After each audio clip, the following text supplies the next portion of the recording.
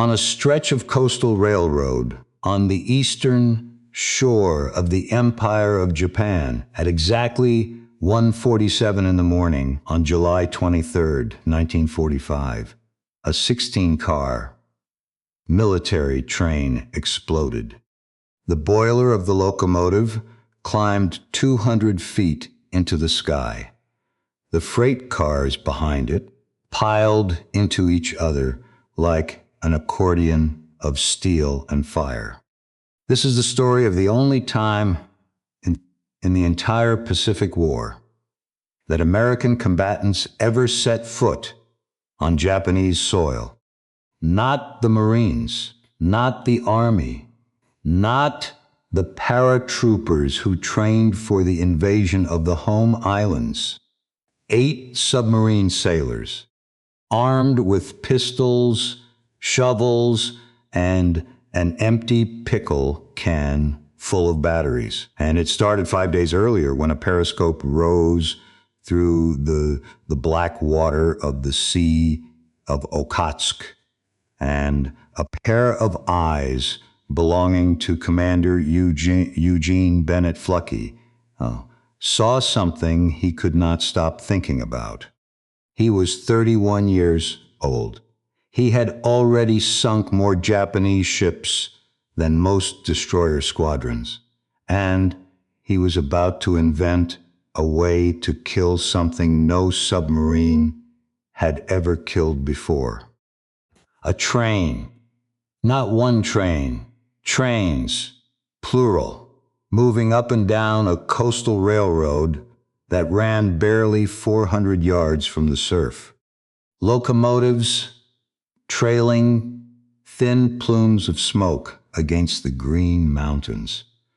Freight cars are stretching behind them like segmented insects, filled with soldiers and ammunition and rice and everything the Japanese Empire needed to feed the garrisons that would one day kill American boys during the invasion of the home islands. Fluckey lowered the periscope. He said nothing. He walked to the wardroom, sat down at the small table bolted to the deck, and began to think. To understand what happened next, you have to understand the man staring at that map.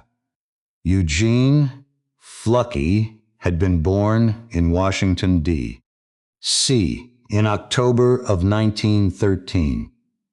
He was an Eagle Scout. He graduated from high school at 15, too young for college, and was shipped off to Mercersburg Academy in Pennsylvania to grow up a little before the Naval Academy took him. His men called him Lucky.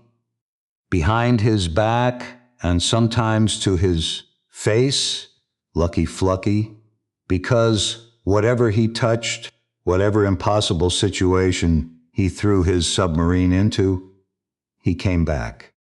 And so did his crew, every single one of them alive. That was the part nobody quite believed. The USS Barb was a Gatto-class submarine, hull number 220. She had been laid down in Groton, Connecticut in June of 1941, launched in April of 1942, and spent the first miserable year of her career in the Atlantic hunting German ships that never seemed to appear. 5 war patrols in European waters. 1 possible kill. The Chief of Naval Operations, Admiral Ernest King, finally decided the boat was wasting her time and sent her to the Pacific in the fall of 1943. Fluckey took command in April of 1944. He was her 7th captain. He was also her last real one. In the 14 months that followed, the Barb became something the United States Navy had never quite seen before. She sank the escort carrier Unyo in the South China Sea in September of 1944, a 20,000-ton warship going down in less than an hour. She sank cargo ships. She sank frigates. She sank tankers.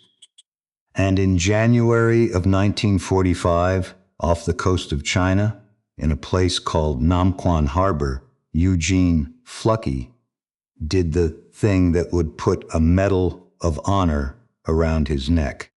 The convoy was massive. More than 30 ships anchored inside a shallow bay. The Japanese believed the harbor was safe because no American submarine could possibly be crazy enough to attack a target in 5 fathoms of water. 5 fathoms, 30 feet. A submarine cannot hide in 30 feet of water. A submarine that fires torpedoes in 30 feet of water cannot dive to escape. If the enemy responds, you die on the surface. Fluckey attacked anyway.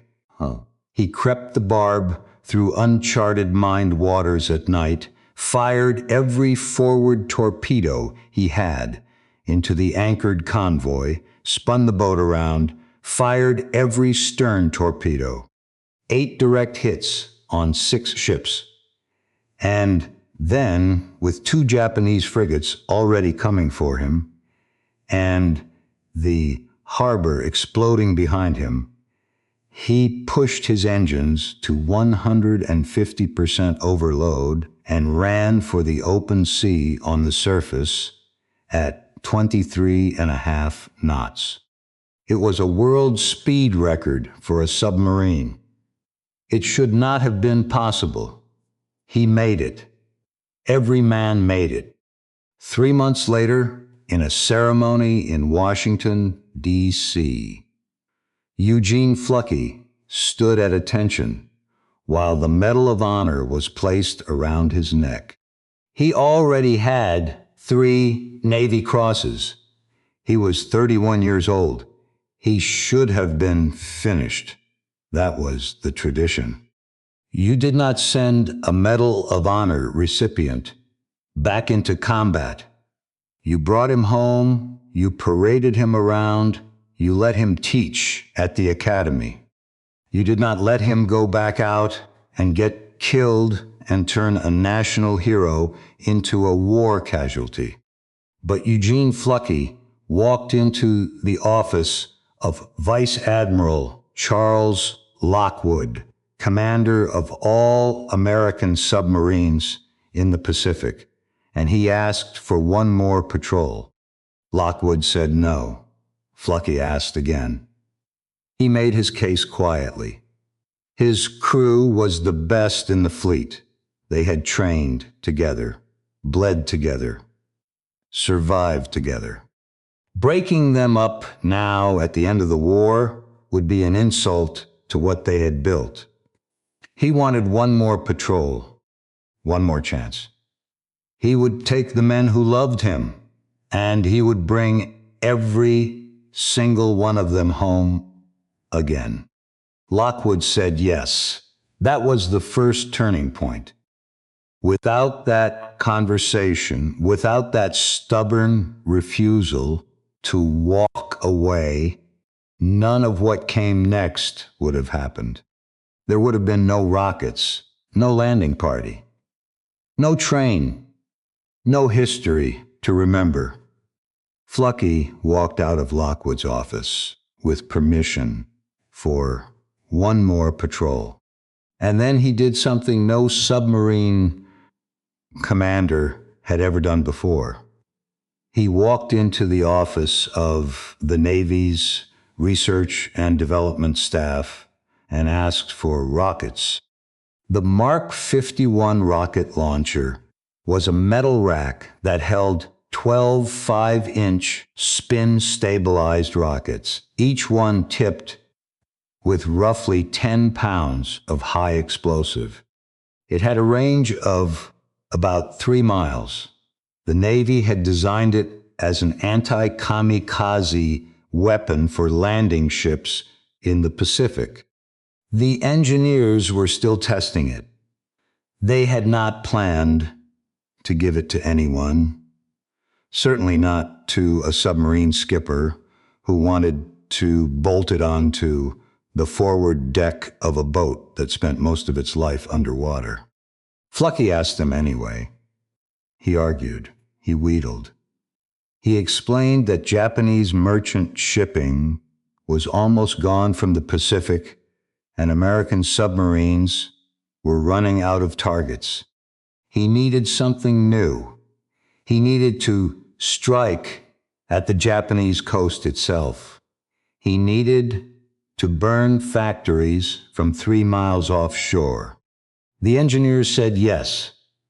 That was the second turning point. When the Mark 51 went aboard the Barb in the spring of 1945, she became the only rocket-launching submarine in the United States Navy. She became, though no one used the word yet, the first missile submarine in history. Every ballistic missile boat that would ever prowl beneath the world's oceans, every Polaris, every Trident, every Ohio-class doomsday machine, traces its bloodline back to that experimental rack of rockets bolted onto the deck of a Gatto-class submarine in the last summer of the Second World War. The Barb left Midway Island on the morning of June 8, 1945. She carried more than 70 rockets, a full load of torpedoes, and 80 men. Fluckey pointed her north toward the Kuril Islands and the Sea of Okhotsk. He was going hunting. At 2:30 in the morning on June 22nd, the Barb surfaced 3 miles off the coast of a Japanese town called Shari on the northeastern coast of Hokkaido. Population 20,000. Factories, warehouses, military supply depots. Fluckey turned the submarine broadside to the shore. He gave the order. 12 rockets left the deck in less than 5 seconds. They screamed across the water, arsed into the sky, and slammed down into the sleeping town. Fires bloomed across the waterfront. Then the Barb was gone, sliding back beneath the black water before the Japanese coastal defenders even understood what had hit them. It was the first time in the history of the world that a submarine had fired rockets at a land target. For the next 3 weeks, Fluckey moved the Barb along the coasts of Hokkaido and southern Karafuto and burned things. A paper mill at Shikuka, a leather tanning factory at Kashiho, where they made uniforms for Japanese pilots. Small shipyards, cannery buildings, radio stations, a garrison on a rocky little place called Kaio Island. He fired dozens more rockets. He used the Barb's 4-inch deck gun to shell what the rockets could not reach. The Japanese sent reconnaissance planes hunting for him. He evaded them. He kept moving. He kept burning. And then, in the middle of July, the war ran out of targets. The rockets were mostly gone. The coastal towns had learned to black out their lights. Japanese shipping had vanished from these waters entirely. The Barb slid quietly into a stretch of coastal water called Patience Bay, just off the southern coast of Karafuto, and waited for something worth killing to appear. Nothing appeared. For several days, Fluckey and his crew sat in that bay, 80 men in a steel tube, cramped and sweating and bored, watching an empty ocean while the greatest war in human history moved toward its end without them. Somewhere far to the south, a bomb was being loaded into the belly of a plane called the Enola Gay, but nobody on the Barb knew that yet. All they knew was that their captain was pacing. Their captain was going to the periscope. Their captain was starting to look at things he should not have been looking at. On the morning of July 18th, at 7 o'clock exactly, Eugene Fluckey pressed his eye to that periscope one more time. He watched the trains. He watched them for hours. He watched them the next day and the next. The tracks were 400 yards inland from a beach he could reach in 20 minutes with a rubber boat. There were no coastal guns. There were no patrols on the shore that he could see. There was only a railroad. And on that railroad, all day and all night, Japanese trains carried Japanese soldiers and Japanese ammunition south toward the harbors, where they would be loaded onto ships that would carry them to the beaches, where American boys were preparing to die. Fluckey went back to the wardroom.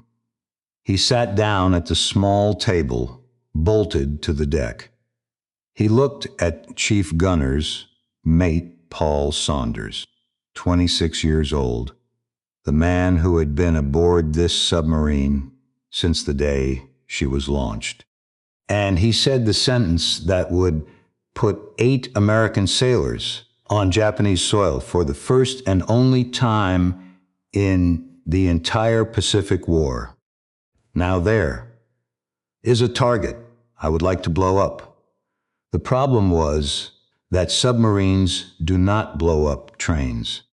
The problem was that no one in the history of naval warfare had ever tried. The problem was about to become the answer.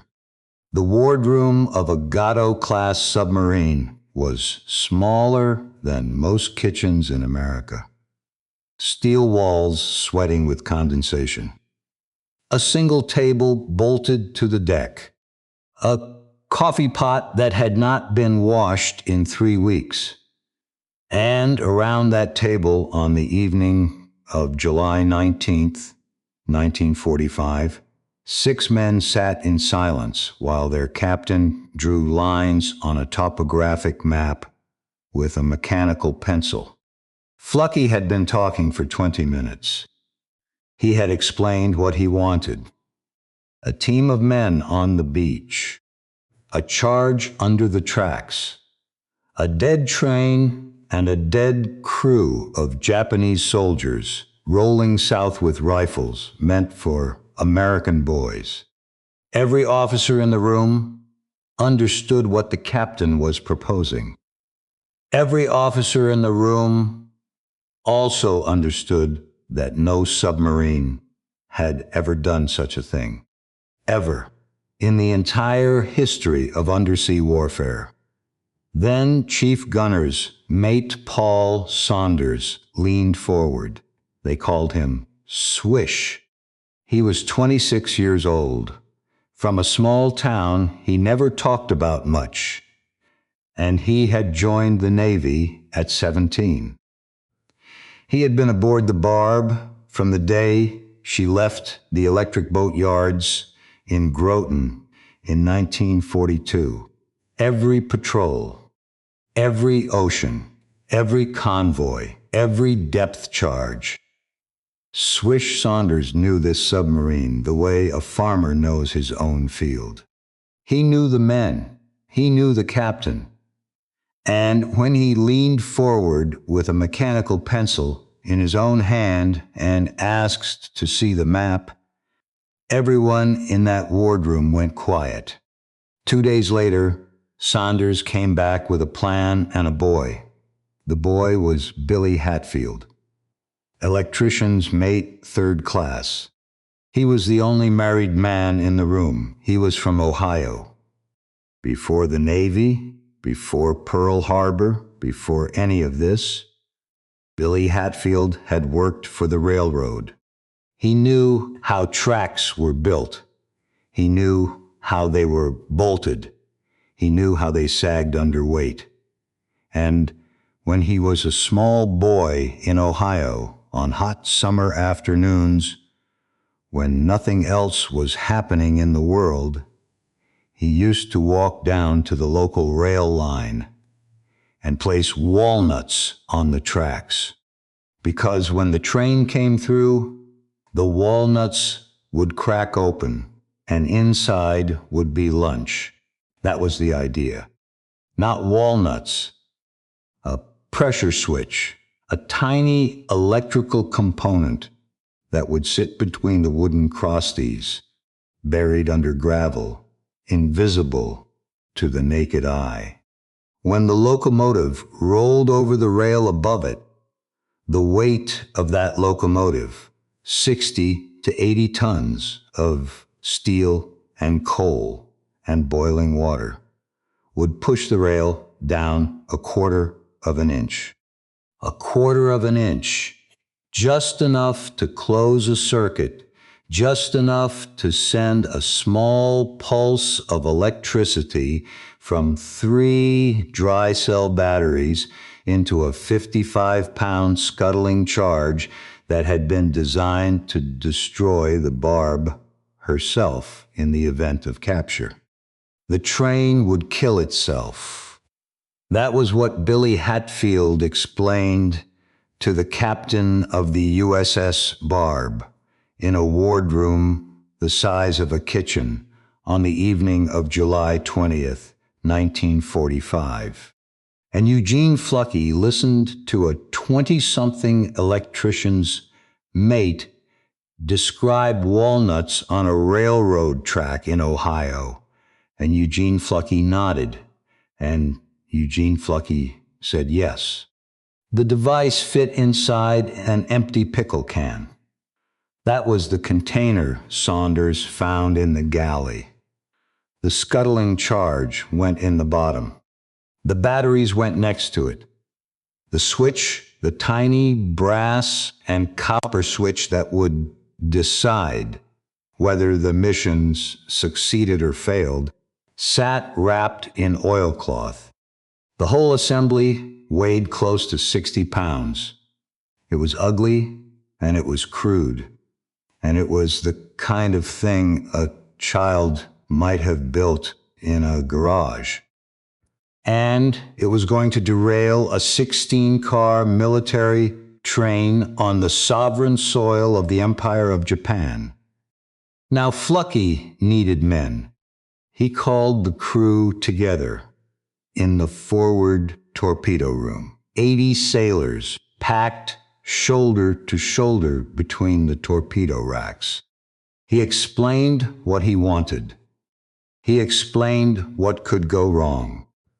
He told them that any man who went ashore and did not make it back to the boat would need to walk 130 miles north through the mountains of Karafuto into Soviet territory and hope the Russians did not shoot him on sight. He told them that if Japanese patrols found the shore party, they would not be treated as prisoners of war. They would be treated as saboteurs, which meant they would be tortured and then executed. He asked for volunteers. Every hand in the room went up. Oh, every single one. 80 men. And in the corner of the compartment, chained to a bulkhead because there was nowhere else to put him, a Japanese prisoner of war the Barb had picked up weeks earlier raised his hand too. He wanted to go. He promised he would not try to escape. He just wanted to be part of it. Fluckey said no to the prisoner. And then he made his choices. He wanted unmarried men. He did not want to create widows. Billy Hatfield was the exception because Billy Hatfield was the only one who could build the device and the only one who knew how it needed to be planted. Fluckey wanted physical fitness. He wanted swimmers. He wanted men who had grown up outdoors and who could navigate by stars if they had to. He wanted, if possible, former Boy Scouts. He had been an Eagle Scout himself. He knew what that training taught a boy about staying alive in the dark. He chose 8 names. Chief Gunner's mate Paul Saunders would lead the party. Lieutenant William Walker, engineering officer, would command the second boat. Electrician's mate 3rd class Billy Hatfield would arm the device. Signalman 2nd class Francis Neil Sever. Ship's cook 1st class Lawrence Newland. Torpedoman's mate 3rd class Edward Klingsmith. Motor machinist's mate 2nd class James Richard.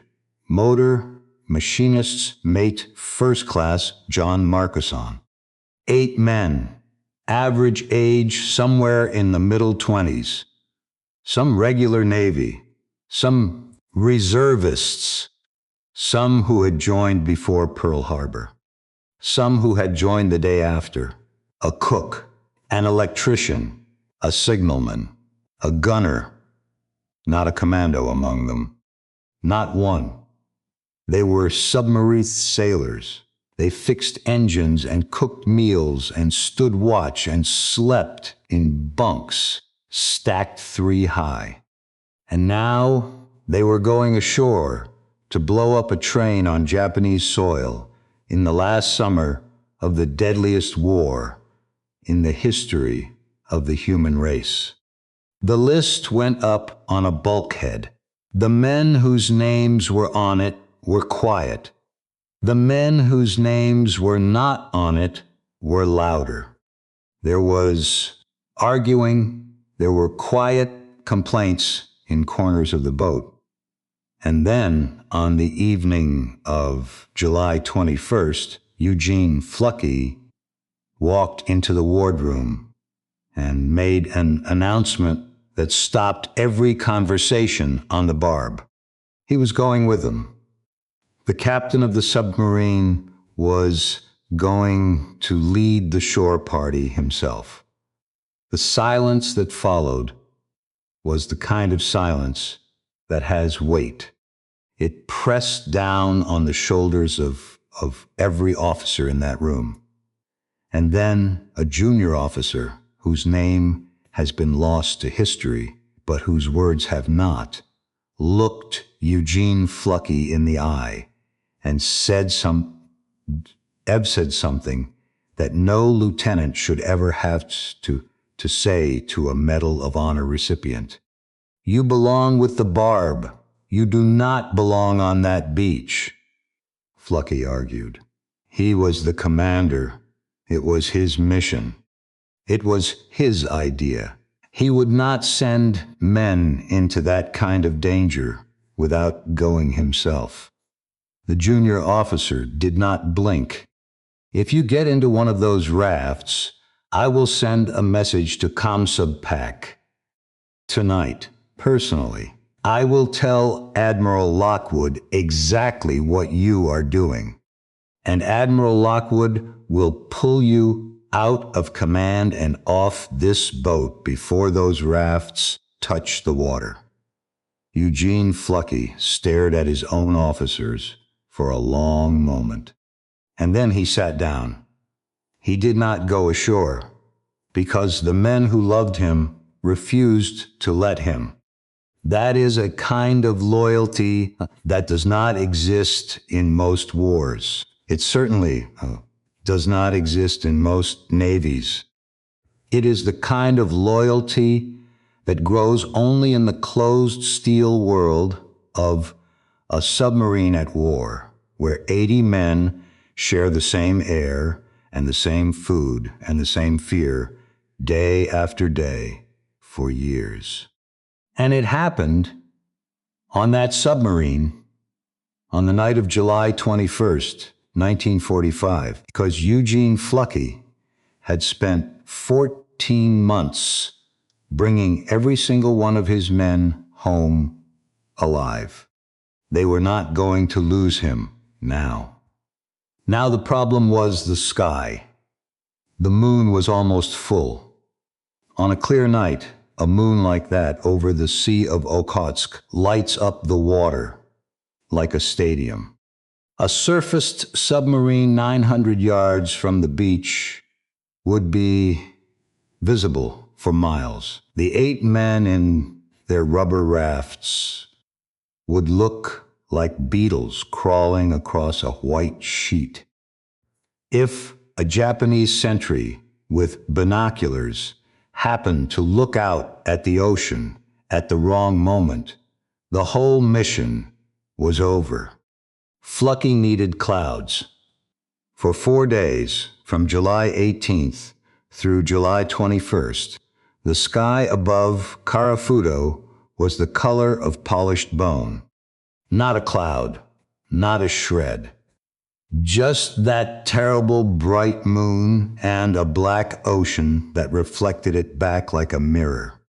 The Barb submerged during daylight, surfaced at night to charge her batteries, and waited. 80 men in a steel tube, watching the sky. The mission had a deadline. The patrol was almost over. Fuel was finite. Food was finite. Fluckey had 5 days left, maybe 6, before he had to point the Barb south and run for Midway. If the clouds did not come, the mission would not happen. Billy Hatfield would put his pickle can back in the galley. Paul Saunders would fold up the map. The captain would enter it all in his log as a plan that had never left the paper. And the war would end without the United States Navy ever having set foot on Japanese soil. On the afternoon of July 22nd, at around 3 o'clock, a thin band of cirrus cloud drifted in from the west. By 6 o'clock, the tops of the mountains along the Karafuto coast were capped with stratus. By 9 o'clock, the moon was a smudge. By 11 o'clock, the sky was a wet gray blanket, and the ocean was black glass, and Eugene Fluckey stood on the bridge of the USS Barb and looked at the coast of the Empire of Japan and gave the order to close in. The Barb crept forward on her electric motors, slow, silent. The depth gauge on the bridge ticked downward as the water grew shallower. 48 feet, 42 feet, 36 feet, 36 feet. That is the length of a school bus. That is how deep the water was under the keel of a submarine that displaced 2,400 tons. If the Japanese spotted her now, she could not dive. There was nowhere to dive to. She would have to try to run on the surface, in shallow water, against coastal guns that could not miss. 950 yards from the beach, Fluckey stopped the boat. The rubber rafts came up through the hatches. The men climbed out onto the wet deck in dark clothing with blackened faces. Each of them carried a pistol. Each of them carried a knife. Each of them carried a small canvas bag with the barest essentials for survival if the mission went wrong. Digging tools cut from steel plates in the engine room and hand-forged into picks and shovels by the machinist's mates went into the rafts. The pickle can, wrapped now in oilcloth and canvas, went into Hatfield's raft. Fluckey stood on the bridge and looked down at the 8 men in the darkness on his deck. He did not give a speech. He was not that kind of officer. He said only this: "Boys, if you get stuck, head for Siberia, 130 miles north. Follow the mountain ranges. Good luck." The rafts hit the water at 5 minutes past midnight on July 23, 1945. The men picked up their paddles, and they began to paddle toward Japan. 25 minutes to the beach. The paddles dipped in perfect rhythm. No one spoke. Behind them, the Barb was already a shadow, disappearing into darker shadow. Ahead of them, the coastline was a black wall against a slightly less black sky. Sever, in the lead raft, could hear his own heart in his ears. The rafts grounded on wet sand at 12:30. 2 men, Newland and Richard, dragged the boats above the tide line and hid them behind driftwood. They would stay with the rafts. They would guard the only way home. The other 6 moved inland. The grass was chest high and full of things that rustled. Sever nearly went down in a drainage ditch he did not see until he was in it, waist deep in cold mud, and had to be pulled out by Klingsmith. They crossed a packed dirt road. There were footprints in the dirt, human and paw prints. Dogs. That was not good. They kept moving. Then they came up against something they had not expected at all. A small wooden sentry tower, 20 feet high, silhouetted against the sky just ahead. A Japanese lookout was inside it. They could see his shape through the open sides. They could not tell if he was awake. The men froze, every one of them. They watched that tower for what felt like an hour, but was probably a minute. And the man inside it did not move. He was asleep, on duty.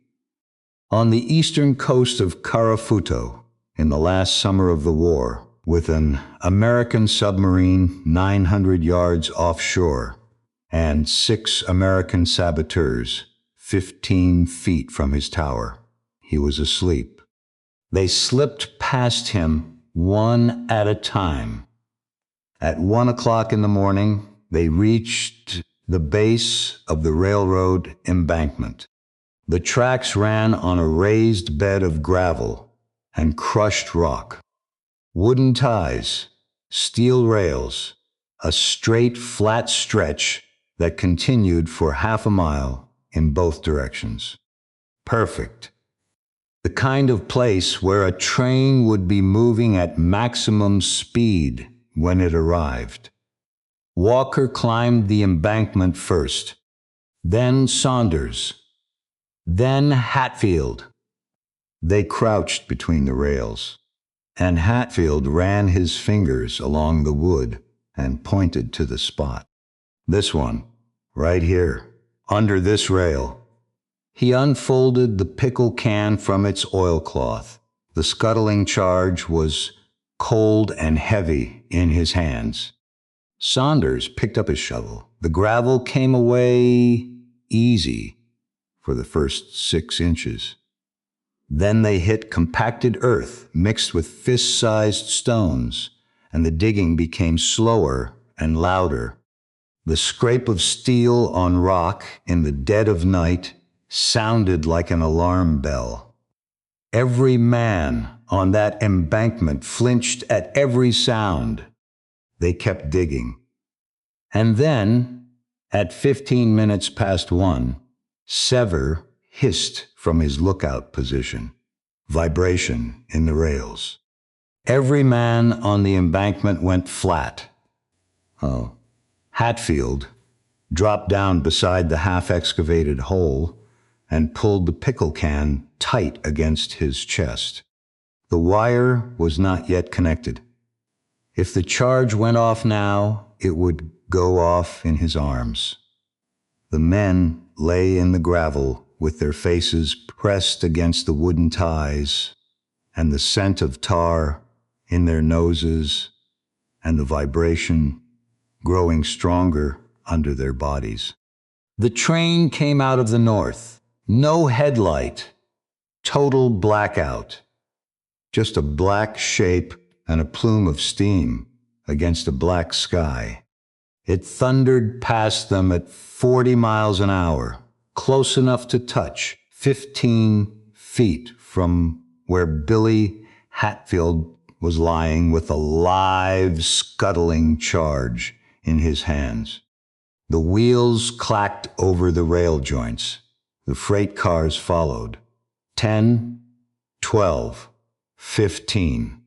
Then it was gone, its sound fading south into the darkness. Nobody moved for a long time. Then Saunders whispered, "Back to work."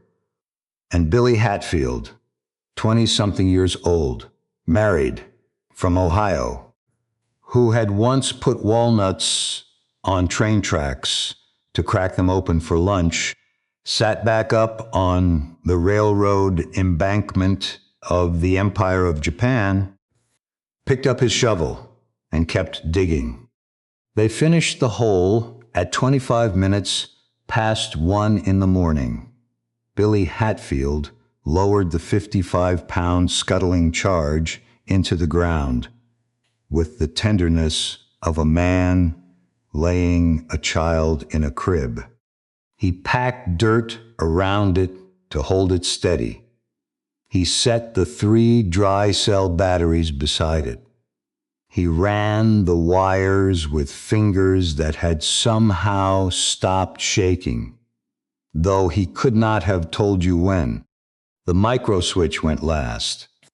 He positioned it directly beneath the western rail, at the exact depth where a 1/4 inch of downward pressure from a passing locomotive would close the circuit and end the world for whoever was aboard that train.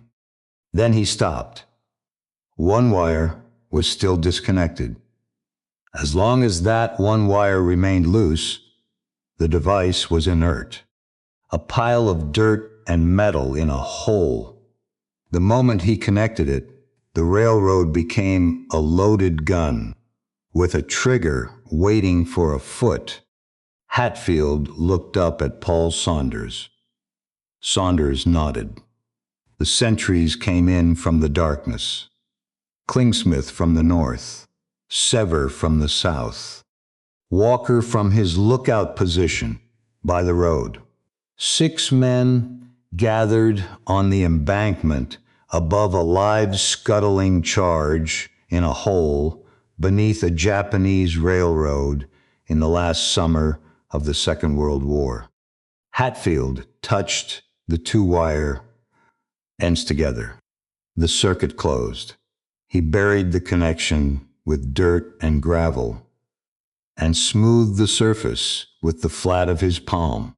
He wiped his fingerprints from the ballast the way a man might wipe crumbs from a table. When he stood up, there was nothing to see. Just a stretch of railroad track that looked exactly like every other stretch of railroad track in southern Karafuto, waiting quietly in the dark for the next train to pass. The time was 1:32. They came off the embankment fast, down the gravel slope, across the packed dirt road, past the sentry tower, where the sleeping man still had not moved, through the drainage ditch, through the tall grass, down to the beach, where Lawrence Newland and James Richard were waiting with the rafts. All 8 men were back on the sand by 1:40. They pushed the rafts into the surf. They climbed in. They picked up their paddles. And they began the long, quiet trip back to the submarine that was waiting for them 900 yards out in the black water. They were halfway to the Barb when Eugene Fluckey saw the smoke plume. He was on the bridge with binoculars pressed to his eyes. His job for the last hour had been to watch the tracks through his own periscope, keeping account of every train that moved in either direction, ready to warn the shore party if anything came. And now, sweeping north along the railroad, he saw it. A locomotive coming down the tracks from the north. Its headlight was off. Its blackout was complete. But the exhaust plume above it was catching just enough of the mountain silhouette to be visible against the sky. He calculated the distance. He calculated the speed. 90 seconds, maybe less. Fluckey grabbed the megaphone from the deck watch and put it to his mouth. His voice cracked across the water at 400 yards, loud enough to be heard by any Japanese sentry in 3 miles who happened to be awake. Paddle like the devil. The men in the rafts heard him. And they heard something else too. Behind them and above them, coming down the coastal railroad from the north, a locomotive was building speed on the same straight, flat stretch of track where Billy Hatfield had buried a live scuttling charge in a Pickle can exactly 13 minutes earlier. They paddled harder than they had ever paddled in their lives. The rafts leapt across the water. 300 yards to the Barb. 200, 100. The submarine was low in the water and getting lower as Fluckey trimmed her down. Behind them, the sound of the train grew from a whisper to a rumble to a chugging drum beat that seemed to come from everywhere at once. The lead raft hit the hull of the Barb at 1:46. Hands reached down from the deck, grabbed collars, grabbed belts, grabbed anything. The men were hauled up out of the rafts and shoved toward the hatches without ceremony. Paul Saunders was the last man out of the water. The rubber rafts were cut loose to drift and sink. There was no time to save them. There was no time to save anything. At 1:47 in the morning, on July 23rd, 1945, the northbound train reached the section of track where the micro switch was waiting. The lead wheels of the locomotive passed over the rail above Billy Hatfield's pickle can. 68 tons of steel and steam and boiling water pressed down on the western rail. The rail depressed a quarter of an inch. The switch closed, and 55 pounds of high explosive detonated directly beneath the boiler of a Japanese military locomotive on the sovereign soil of the Empire of Japan. They saw it from the Barb. Eugene Fluckey had ordered every man not essential to the boat's operation topside to watch. And now dozens of American submariners stood on the deck and the conning tower of the USS Barb and watched a fireball erupt on the coast of Karafuto that was so bright it turned the mountains white for a moment and painted the water red. The boiler ruptured in 3 pieces. Pieces of the locomotive climbed 200 feet into the sky, end over end, trailing sparks. The drive wheels tore loose from the chassis. The smokestack cartwheeled down the embankment. 16 freight cars behind the locomotive had no time to brake. The first one slammed into the wreckage at full speed and folded like an accordion. The second climbed over the first and splintered. The third jackknifed and rolled off the tracks. Cars 4 through 16 piled into the growing wreckage in a slow motion avalanche of steel and wood and fire. Ammunition in some of the cars began to cook off. Secondary explosions rippled through the pileup. The sound rolled across the water and reached the Barb like distant thunder. The men on the deck did not cheer. They watched. They watched in silence. Because whatever else was happening on that hillside, whatever soldiers were burning in those cars, they were also human beings. And Eugene Fluckey's crew had been to enough places in this war to know the difference between winning and celebrating. Then the searchlights came on. 3 separate positions along the coast lit up simultaneously, big carbon arc beams sweeping the water in coordinated patterns, hunting for the American submarine they knew had to be out there somewhere. Fluckey ordered flank speed. Diesel engines rumbled to full power. The Barb heeled over and began to run northeast, away from the light. The water beneath her keel was 36 feet deep. The Barb drew 17 feet. If she tried to dive now, she would slam bow first into the bottom of the ocean before she was even submerged. Fluckey ran her on the surface, 23 knots. The same 150% overload he had used at Nam Quan Harbor 5 months earlier.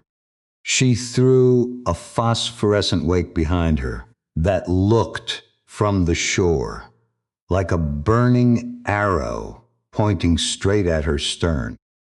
The searchlights swept, missed, swept again, missed again. At 2 o'clock in the morning, the depth gauge crossed 60 feet. Fluckey gave the order to dive. The Barb tipped her nose down and slid beneath the surface of the Sea of Okhotsk. 60 seconds later, she was gone. The searchlights above continued sweeping empty water for another hour before. One by one, they went out. The Barb stayed submerged until 8 o'clock in the morning. When Fluckey finally risked the periscope, the coast of Karafuto was quiet again. Smoke still rose from the wreckage of the train, but no patrol boats were visible, no aircraft. The Japanese had come looking. The Japanese had not found what they came looking for. The Barb turned south and began the long trip home. She arrived at Midway Island on the 2nd of August, 1945. 4 days later, on August 6th, A B-29 called the Enola Gay dropped a uranium bomb on the city of Hiroshima. 3 days after that, another bomb fell on Nagasaki. On August 15th, the Emperor of Japan spoke on the radio for the first time in the history of his empire and told his people that the war was over. The USS Barb never made another combat patrol. She was ordered back to the United States. And on a bright morning in Pearl Harbor, in the middle of August 1945, the 8 men who had gone ashore on Karafuto assembled on her deck, wearing dress whites, holding the battle flag of their submarine between them. That flag was unlike any other flag in the United States Navy. 17 white symbols for the 17 ships they had sent to the bottom. A red bar for the Presidential Unit Citation. Small icons for the rocket attacks and the shore bombardments. A Medal of Honor ribbon at the top for the man who had commanded them. And along the bottom edge, in the exact center, a small embroidered image that no other American submarine flag had ever carried or would ever carry. A Japanese locomotive. They took a photograph. 8 ordinary men, not commandos, not special operators. A cook, an electrician, a signalman, a gunner, a pair of engineers, a torpedoman, and a lieutenant. They stood in the sunlight with their flag between them, and they smiled, the tired smiles of men who had done something they were not entirely sure they believed they had done. The photograph still exists.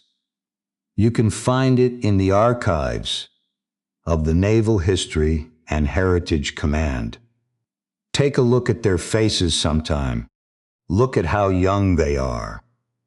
Eugene Fluckey received his 4th Navy Cross for the 12th Patrol, combined with his Medal of Honor and the 3 earlier Navy Crosses. It made him one of the most decorated officers in the history of the United States Navy. When reporters asked him about it, he always found a way to talk about somebody else. He stayed in uniform for another 27 years.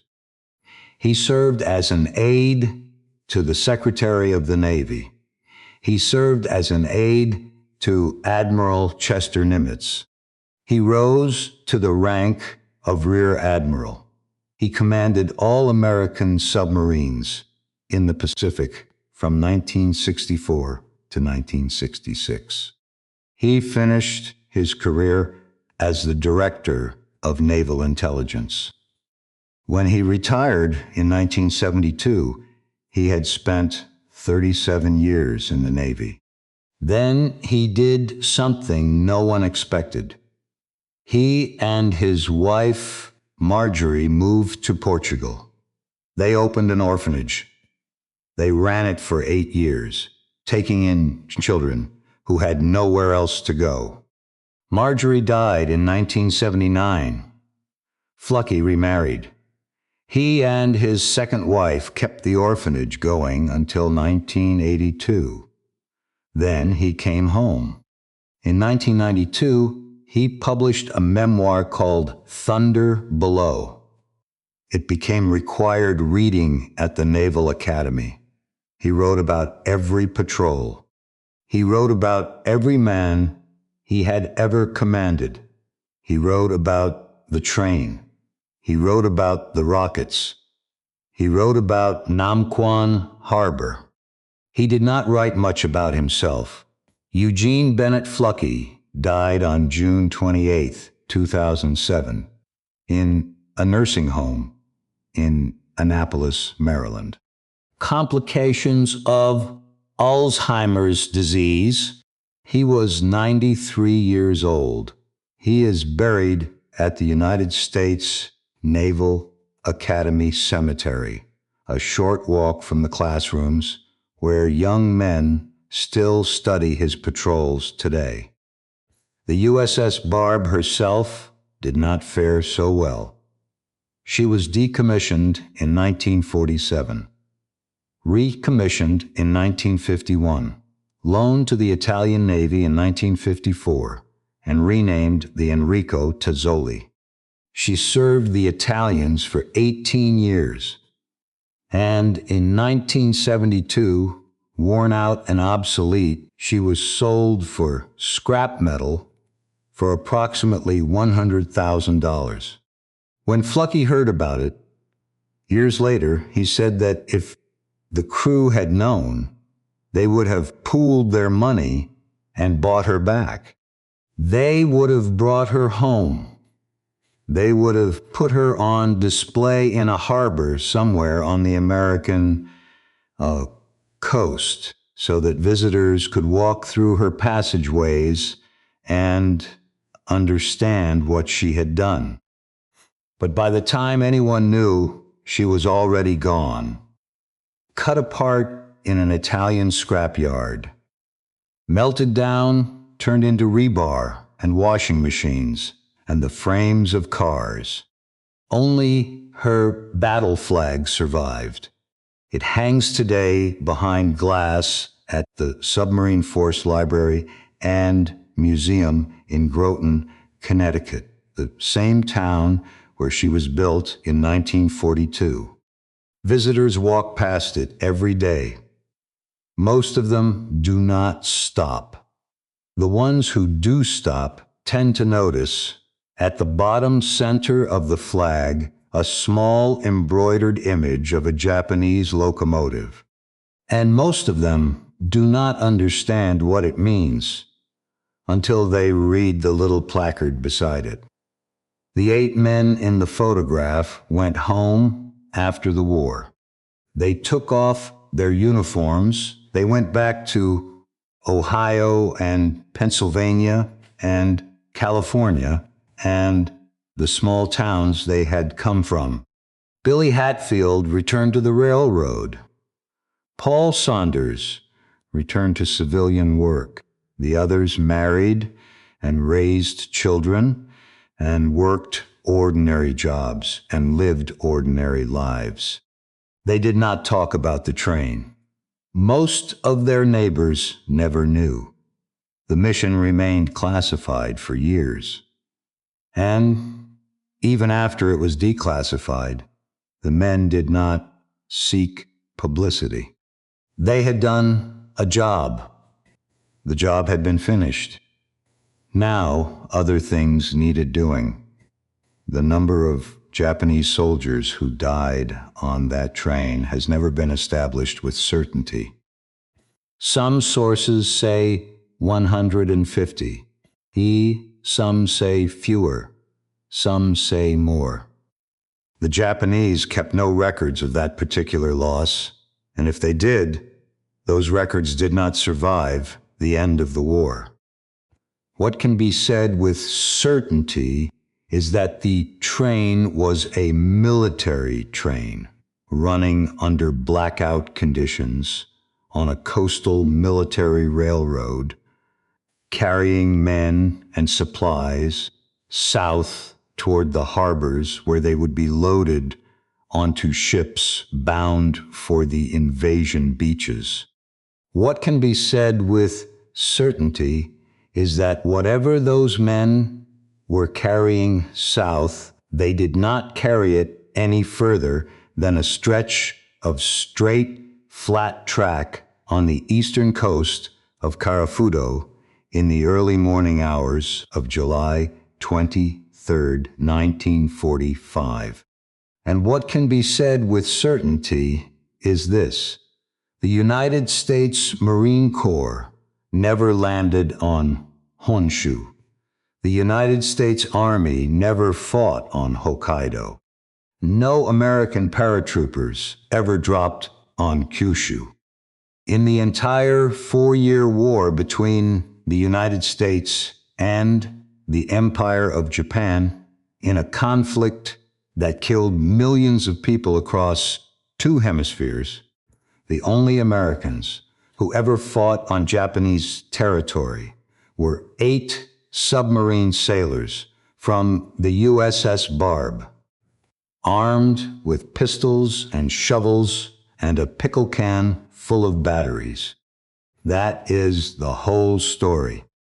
That is what Eugene Fluckey and Paul Saunders and Billy Hatfield and Francis Sever and Lawrence Newland and Edward Klingsmith and James Richard and John Markison and William Walker did on the night of July 22nd into the morning of July 23rd, in the last summer of the deadliest war in human history.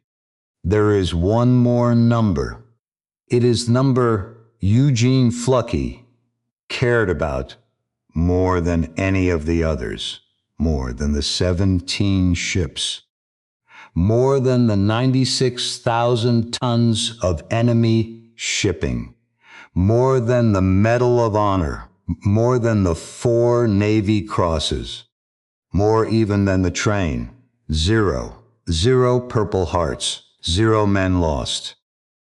In 5 war patrols under his command, from the spring of 1944 to the summer of 1945, in some of the most dangerous waters of the Second World War, Eugene Fluckey took the USS Barb into places she was not supposed to go, and did things she was not supposed to be able to do, and came back every single time with every single man alive.